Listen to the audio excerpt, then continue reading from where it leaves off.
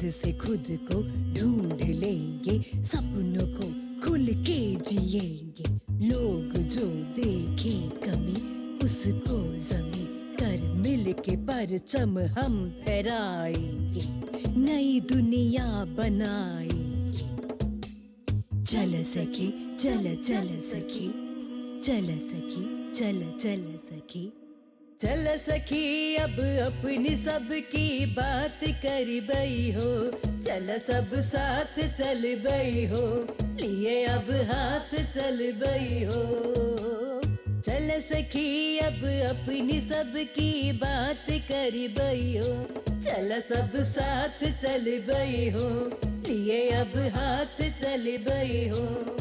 तो आइए सुनते हैं जेंडर का बवंडर, बात भी जज्बात भी।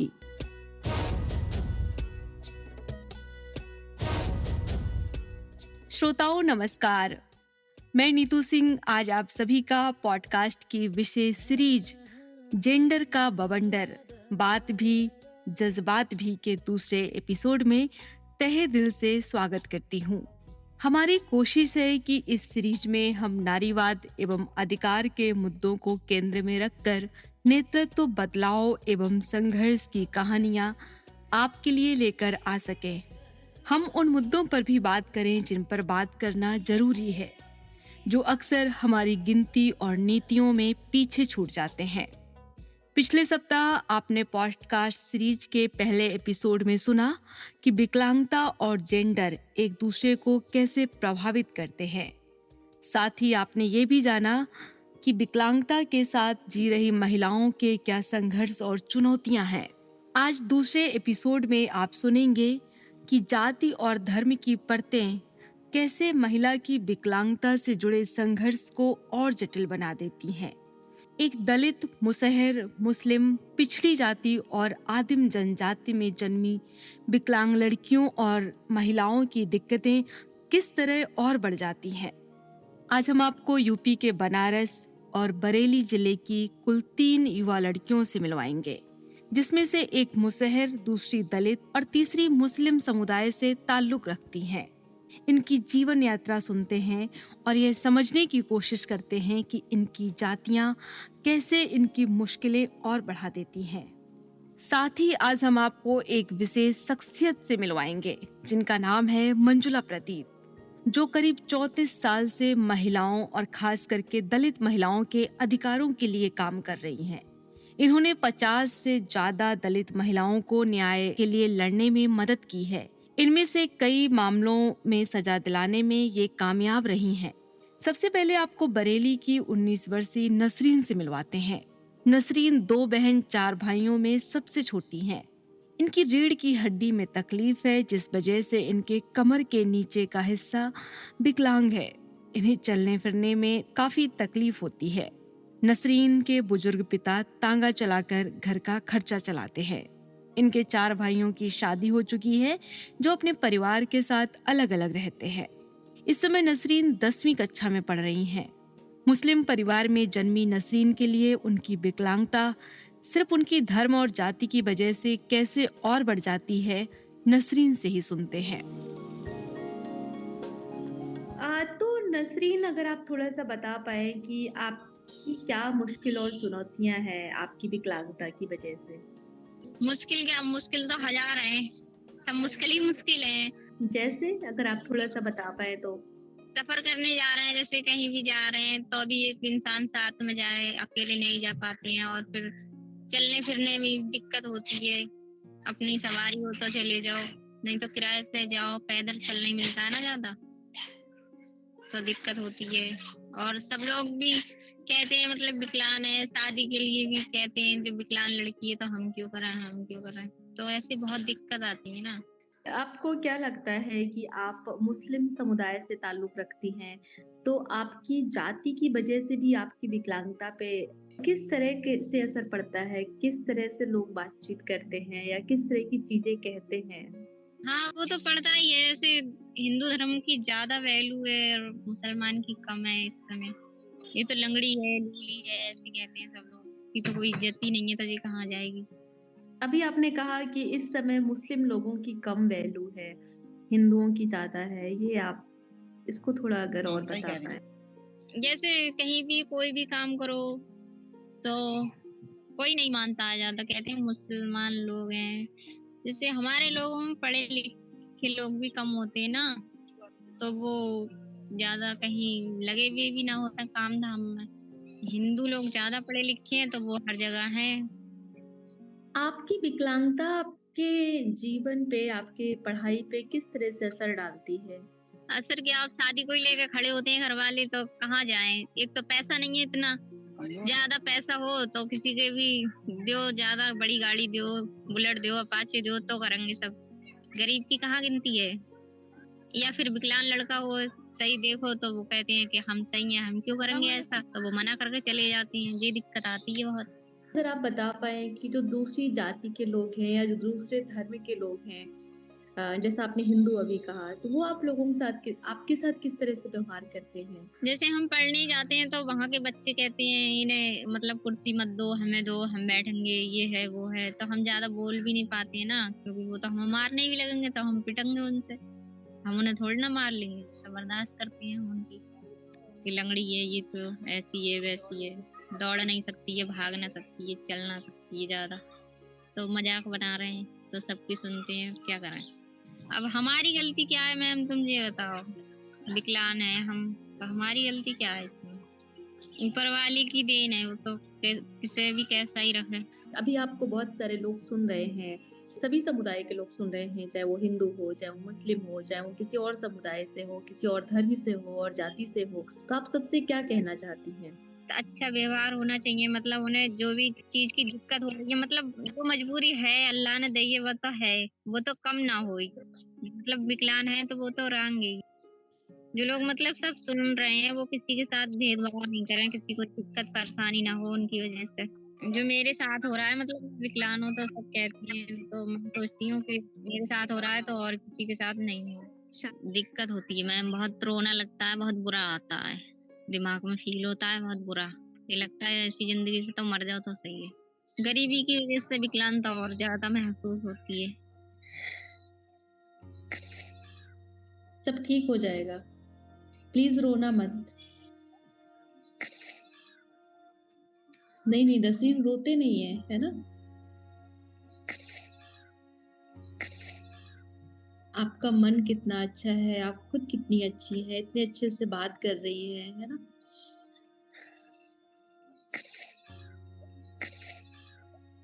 रोना तो क्या करा मैम, घर वाले कौन साथ दें।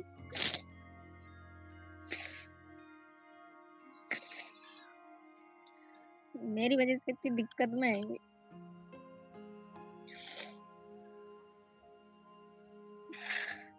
मैं विकलांग पैदा हुई हूँ, जब मेरी गलती है तुम बताओ मैम?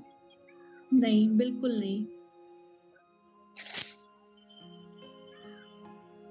आपकी विकलांगता आपके मन को या आपके दिल को या आपकी सोच को तो कमज़ोर नहीं कर रहा है ना, वो तो आप बहुत स्ट्रॉन्ग हैं, बहुत आपके सपने हैं, है ना?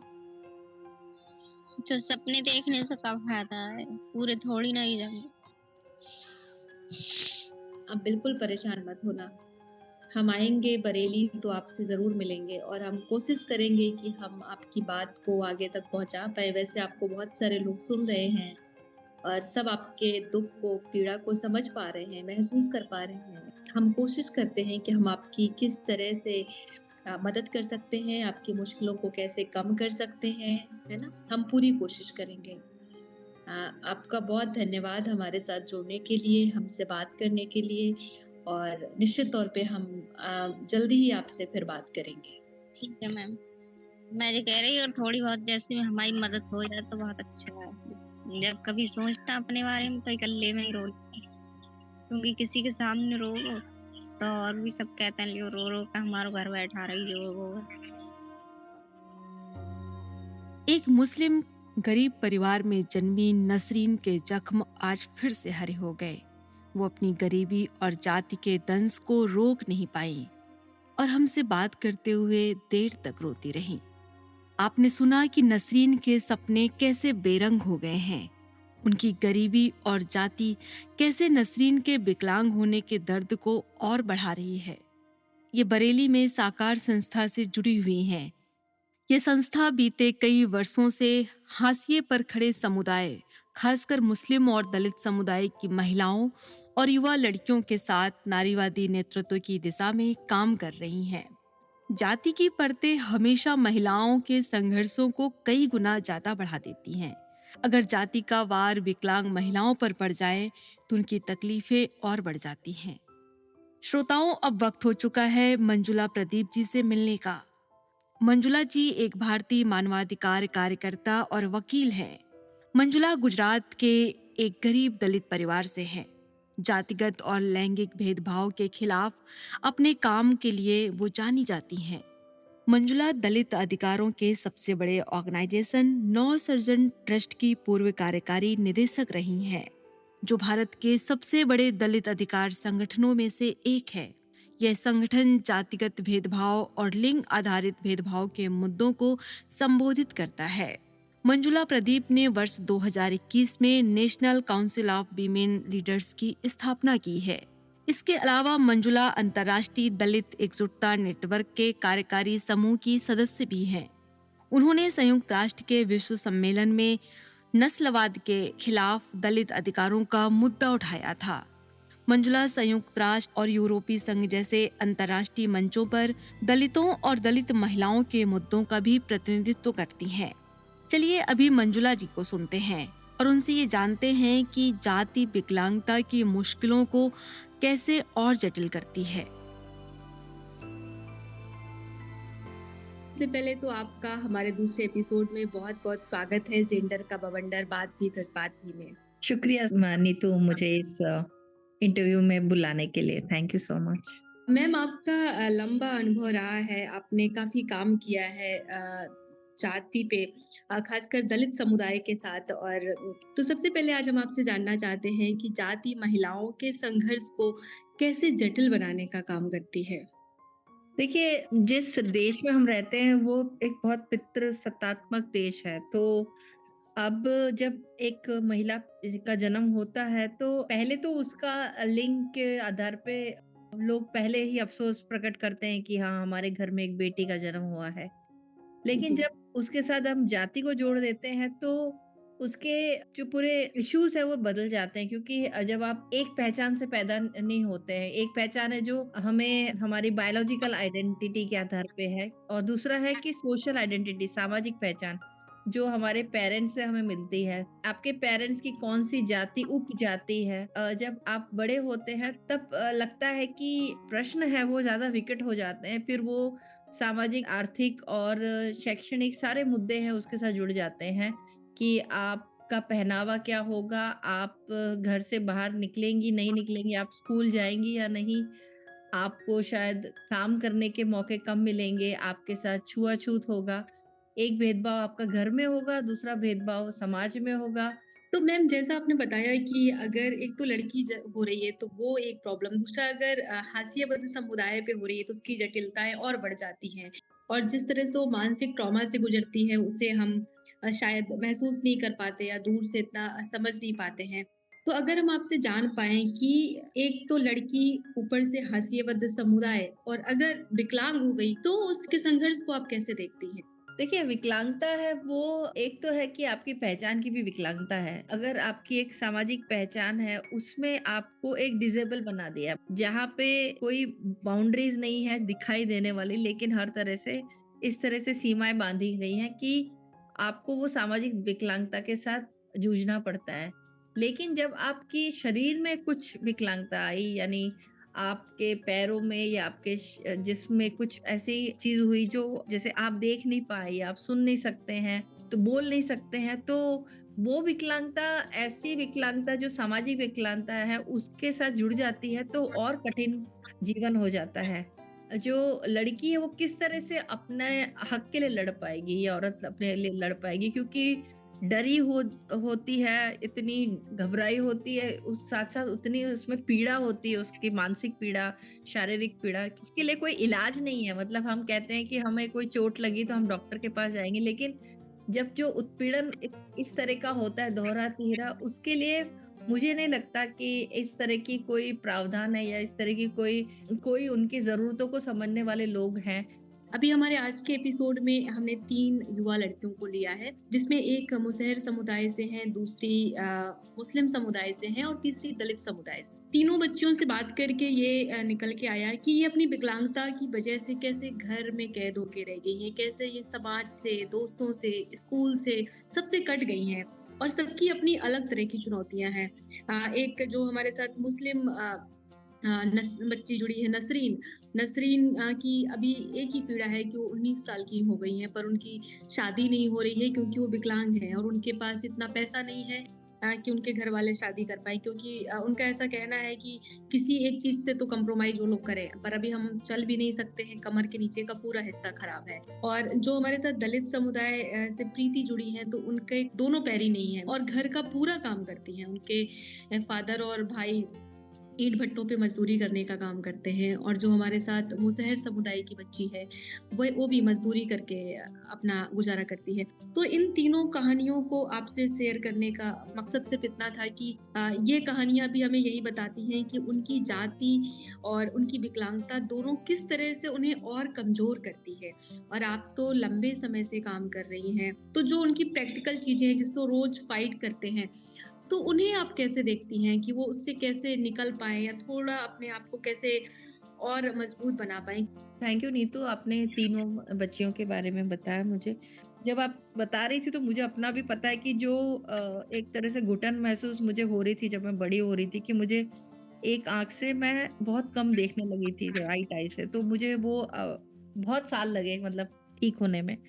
पर मैं आपको ये कहना चाहती हूँ कि इन बच्चियों के लिए मुझे ऐसा फीलिंग होती है कि जब जिन परिवार में ये बच्चियां हैं, एक आदिवासी या मुसहर है, एक दलित है और मुस्लिम है।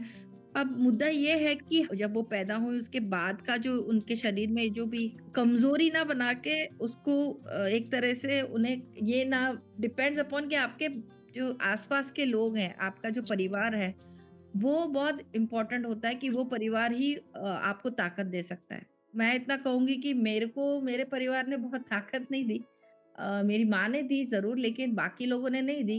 वो किस नज़रिए से इन बच्चियों को लोगों ने देखा कि मतलब कि ये हमारे ऊपर एक बोझ बन गई। इस तरह से भारत में ऐसे समुदाय और ख़ास करके लड़कियों के लिए उस तरह की योजनाएँ नहीं बनी है। उस तरह की सोच, उस तरह का दृष्टिकोण है ही नहीं हमारे देश में। उनके साथ जो भी भेदभाव या उनके ऊपर हिंसा है उस पर संस्थाओं द्वारा या फिर रिसर्च इंस्टीट्यूशंस या फिर सरकार द्वारा अगर उन्हें कोई एक्शन लेना है उस तरह का कोई एक अध्ययन नहीं हुआ है। कई महत्वता को ही खत्म कर दिया है क्योंकि वो व्यक्ति को ही हम महत्व नहीं दे रहे हैं, तो उसके जीवन को हम कैसे अच्छा बना पाएँगे? तो मैम इस हिंसा को, इस भेदभाव को खासकर विकलांग महिलाओं के साथ कैसे हम इसको कम कर सकते हैं? कैसे हम इसे रोक सकते हैं? हमें किस तरह के ठोस कदम उठाने की आवश्यकता है?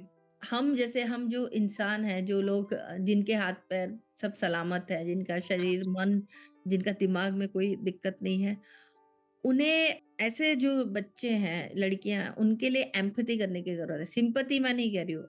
उनको हमदर्दी के तौर पे नहीं कि बेचारी नहीं बनाना है। मतलब अपनी सोच को बदलने की ज़रूरत है।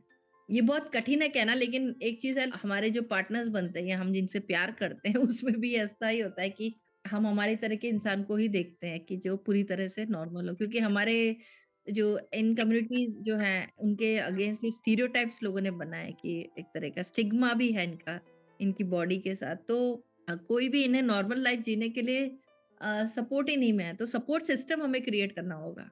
तो कम्युनिटी बेस्ड सपोर्ट सिस्टम भी चाहिए, जिस समुदाय से ये आती हैं, वहाँ पे भी सपोर्ट सिस्टम चाहिए। और साथ में जो गाँव में जो पंचायतें हैं उसमें भी ये पूरे तरह से ऐसे बच्चों के लिए कोई स्पेशल प्रावधान होना चाहिए। क्यों नहीं एक डिसेबिलिटी का जो पूरे मिनिस्ट्री भी नहीं है हमारे देश में। अलग से क्यों नहीं एक मंत्रालय हो क्योंकि ये बहुत ही इम्पोर्टेंट मुद्दा है। इसको सिर्फ़ एक व्यक्ति का डिसेबल वाली बात नहीं है, ये एक बहुत बड़ा समुदाय है कि जिनके साथ हमें हमारे देश को, हमारी सरकारों को काम करने की ज़रूरत है। और उन्हें किस तरह का सहयोग चाहिए उसके लिए भी एक एक आयोजन हो सके। थैंक यू मैम, आपने बहुत ही महत्वपूर्ण बिंदु बताए कि कैसे हम इन्हें अच्छा महसूस करा सकते हैं। आपको बहुत शुक्रिया हमारे साथ जुड़ने के लिए। Thank you Neetu, thanks for बहुत अच्छा लगा मुझे आज बात करके, क्योंकि काफ़ी चीज़ें मैंने जो कही वो मुझे लगता है पहली बार मैं इस मुद्दे पर बातचीत कर रही थी इतने डिटेल में। तो thank you so ji, much. Thank you. Thank you ma'am. अभी आपने मंजुला जी को सुना। आप उनको सुनकर समझ पाए होंगे कि जाति कैसे विकलांग महिलाओं के संघर्ष को और बढ़ा देती है।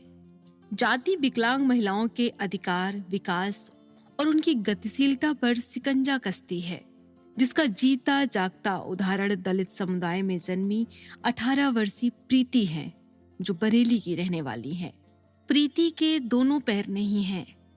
ये हथेलियों के सहारे घिसट घिसट कर घर का पूरा कामकाज निपटाती हैं, ताकि सुबह इनके पिता और भाई ईंट भट्टे पर मजदूरी करने जाने से पहले ये उनके लिए खाना बनाकर रख सके। प्रीति के हर दिन के कामों की लिस्ट एकदम तय है, जहां उसके सपनों और अधिकारों की कोई जगह नहीं है। प्रीति अपनी जाति और विकलांगता की वजह से दुनिया से कट गई हैं। जाति और विकलांगता का संघर्ष प्रीति से सुनिए। मेरा नाम प्रीति है, जिला बरेली में रहती हूँ।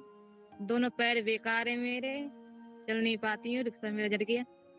रिक्शा कैसे चल गया आपका? मैं खाना बना रही थी दीदी, वो अचानक में सिलेंडर में आग लगी थी और पूरा घर भी जल गया मेरा। सारे जितने कपड़े सब जल गए थे। मैं भी बहुत महा मुश्किल में बच पाई। कितने साल पहले की बात है प्रीति? हो गई तो वैसे 4-5 साल है। अच्छा, हाँ, मम्मी खत्म भाई तई आग लग गई घर। प्रीति आपने हाँ। कितने तक पढ़ाई की है? दीदी मैंने 5वीं तक पढ़ाई करी, जब छोटी थी तई। मेरी मम्मी खत्म हो गई, इसके बाद मैंने पढ़ाई नहीं की थी। रिक्शा भी नहीं रहा मेरा। और आप दलित समुदाय से आती हैं, आपने बताया, तो आपकी जो जाति है वो आपकी विकलांगता पे कैसे असर डालती है? अच्छा नहीं लगता है हमारे साथ में बैठे हुए। जैसे हम लोग की जब विकलांग है, इनके संग कौन बैठे कौन बोले बतलाए इनसे कि कहते हैं कि अच्छे के लिए दुनिया चाहती है, बुरे के लिए कौन चाहता है। प्रीति, क्या आपको लगता है कि आप दलित समुदाय से आती हैं और आप विकलांग हैं, इस वजह से लोग आपके साथ ज्यादा भेदभाव करते हैं? कि जैसे हम लोग बोलना बतलाना नहीं चाहते हैं हमसे, जो जिन पड़ोस के इंसान होते हैं तो कहते हैं जब विकलांग है तो क्या बोले बतलाए। कब मन में होती तो बोल जाते, नहीं मन में तो नहीं बोलते हैं। इससे क्या बात करें हम, उनके साथ में क्या उठे बैठे। किसी को बुला लें तब आ जाते, नहीं बुलाते तो नहीं आते हम। और हमारा हाथ का पानी भी नहीं पीते होंगे, जो नीची जाती है इनका हाथ का क्या पानी पिए। उठना बैठना भी उनके पसंद नहीं आता है कि इनके घर में क्या बैठे हैं क्या उठे बैठे हैं। और एक तो विकलांग, ऊपर समझ जाती ऐसी है ही।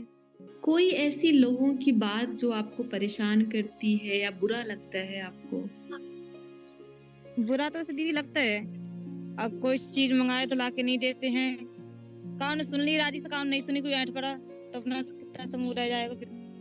इसलिए बुरा भी लगता है। कहते हैं जैसे हम भी होते पाए तो इससे क्यों कहते, इससे तो हम भी नहीं ले आते जाकर। रिश्तेदारी में आना जाना होता है?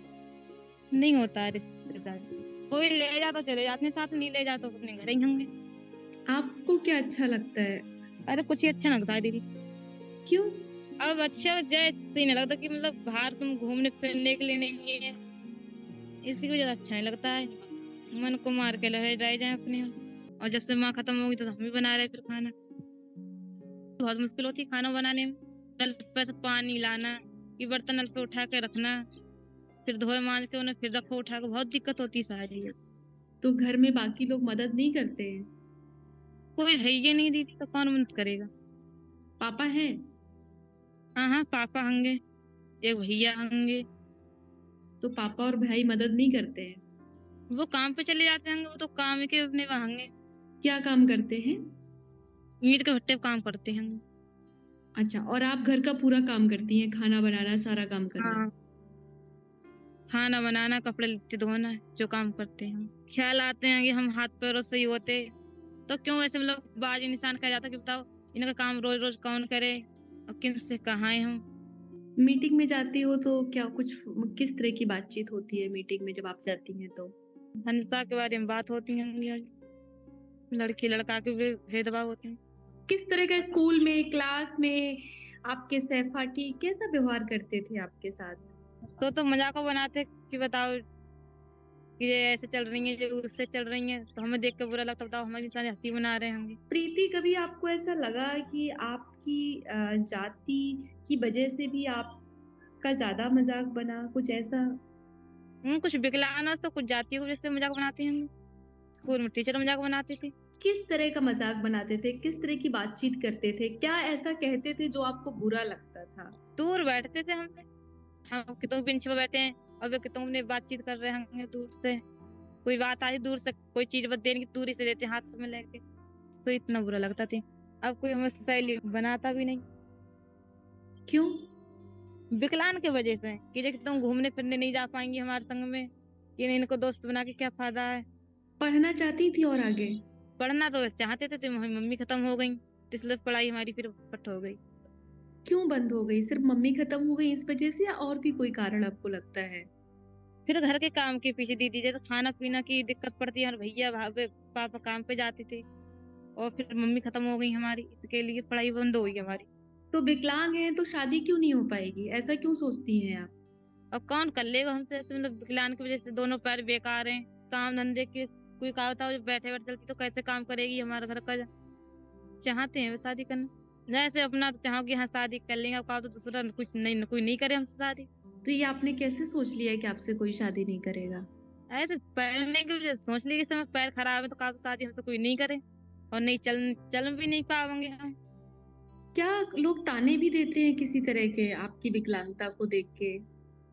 और कहते भी ना कि लूली है, ये है, वो है। लोग मेरे से बुरा भाव करते हैं, तो मुझे बुरा लगता है। विकलांग के ऊपर से विकलांग हूँ मैं, कैसे लूली है, पायरन से क्या कहाँ है, उससे क्या बोले बतलाएं। और जातों की वजह से हमारा अगवान करते हैं कि इनकी नीची जाति है या ऊंची जाति के होंगे। जो लूली जो कौन बैठे, कि कौन उठे, कौन लूली का काम करे। क्या आपको कुछ याद है कि बचपन में कितने साल से लोग आपको ताने मारने लगे थे? आप कितने साल की थी जब आपको लोग इस तरह से बोलने लगे थे, जो लोगों का व्यवहार था जो आपको अच्छा नहीं लगता था? स्कूल जाते थे लूली लूली कर बुलाते थे हम, कि लूली यहाँ, कि लूली ये चीज, कि लूली ये बाची ले ले। नाम नहीं लेते थे? न, हर बात पे लूली कहते। न दोस्त न सहेली, इसमें तो बड़ी जाति कोई नहीं, न छोटी जाति में है। और लूली की वजह से हमसे कर कौन लेगा दोस्ती। मैं विकलांग हूँ, तो इसमें मेरा क्या दोस्त है। आप अपने मन की बात किससे कहती हैं? किससे, किसी से नहीं कहते हैं अपनी मन की। प्रीति, आपका हमारे साथ जुड़ने के लिए बहुत शुक्रिया।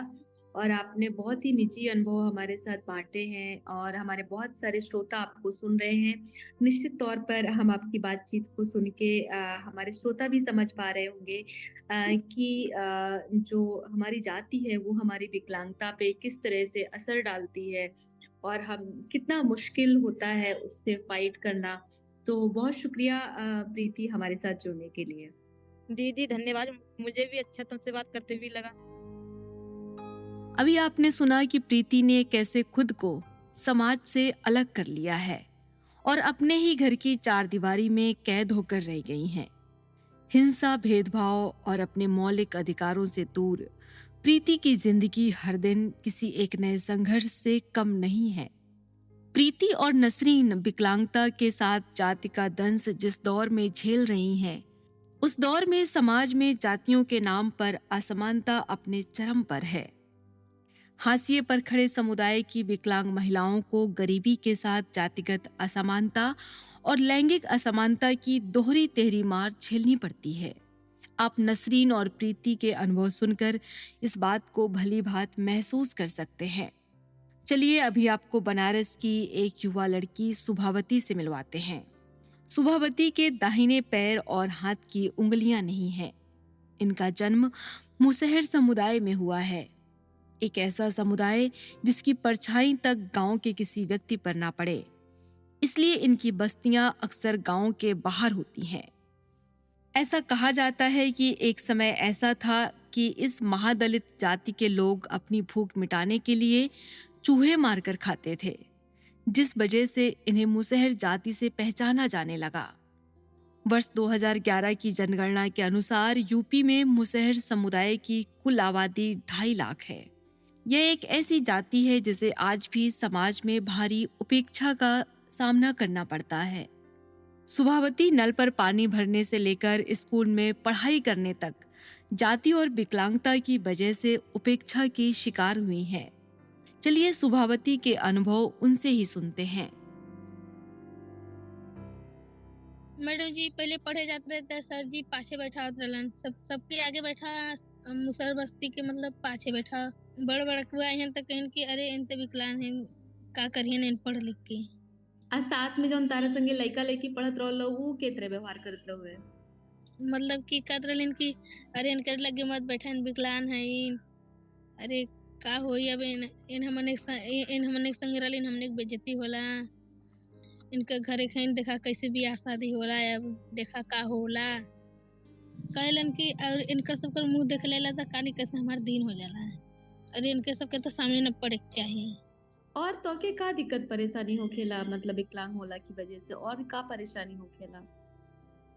मतलब केहू के संगे जात रह तो कि अरे इनके संगे घुमत हुई इन ऐसन है, तू कैसन हऊ, तार तो बढ़िया चेहरा पानी है और इन कैसे हैं, तू काहे इनके लिए घूमलू।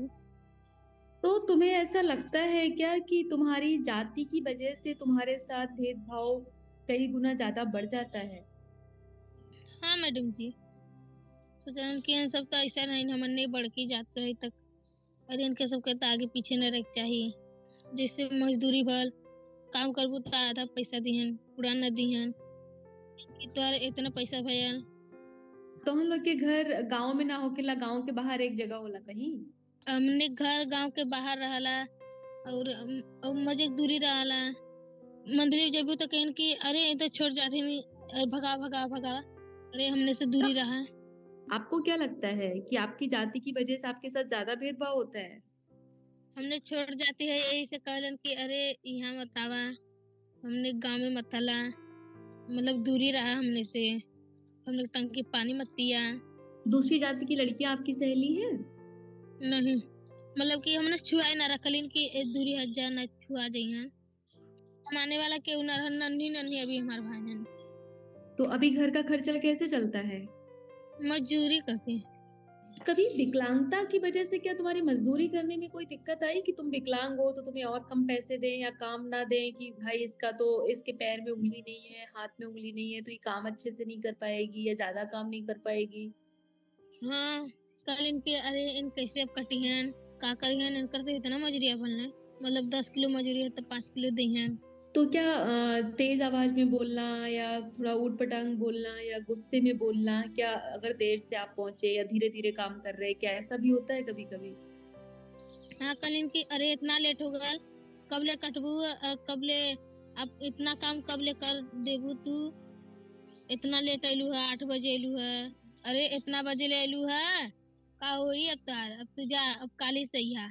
और स्कूल में तुम्हारी सहेलियां तुम्हारे साथ खेलती थी कि नहीं खेलती थी? नहीं खेलती थी। आपको क्या लगता है कि आपके विकलांग होने से, आपका मुसहर जाति में जन्म लेने से आपके ऊपर क्या प्रभाव पड़ रहा है, क्या असर पड़ रहा है उसका?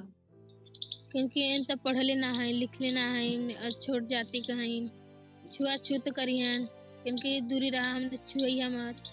तो पाठशाला में पढ़ने आने से आप में क्या बदलाव आ रहा है?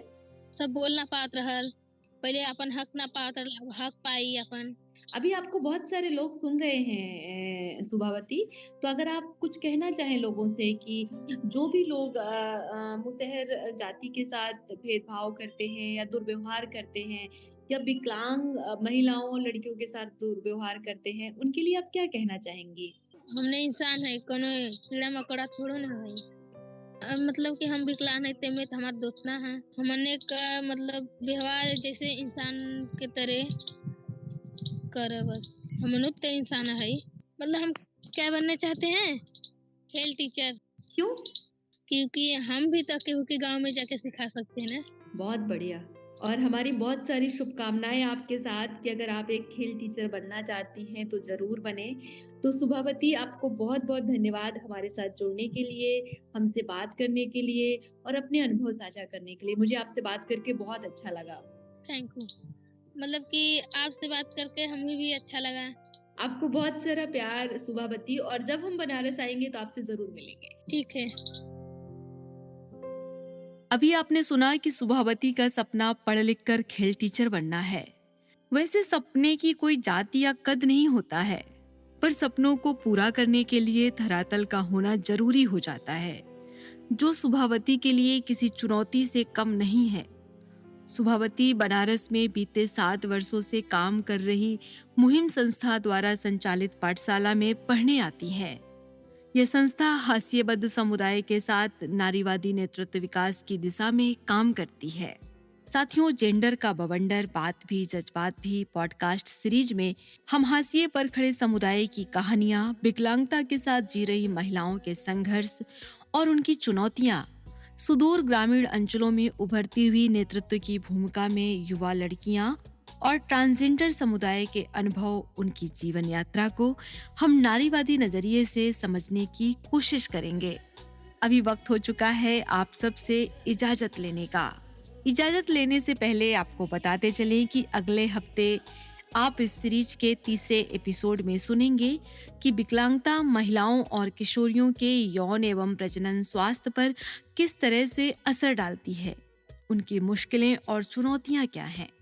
तो अगले हफ्ते सुनना ना भूलिएगा जेंडर का बवंडर बात भी जज्बात भी का तीसरा एपिसोड। तब तक आप मुझे यानी नीतू सिंह को दीजिए इजाजत। जल्द मिलेंगे। तब तक आप सभी को मेरा नमस्कार। आप सब रखें अपना ख्याल। चल सखी अब अपनी सबकी बात कर गई हो, चल सब साथ चल गई हो, लिए अब हाथ चल गई हो। चल सखी चल चल सखी, चल सखी चल चल सखी, चल सखी चल चल सखी।